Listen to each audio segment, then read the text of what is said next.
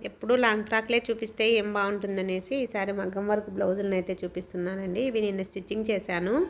మగ్గం వర్క్ బ్లౌజులను అయితేనే ఈ విధంగా నీట్ ఫినిషింగ్తోని చూడండి. ఎక్కడా కూడా మనకు ఖర్చులు క్లాత్ అనేది బయటికి లేకుండా ఖర్చులు అనేటివి కనిపించకుండా నీట్గా అయితే స్టిచ్చింగ్ చేశాను.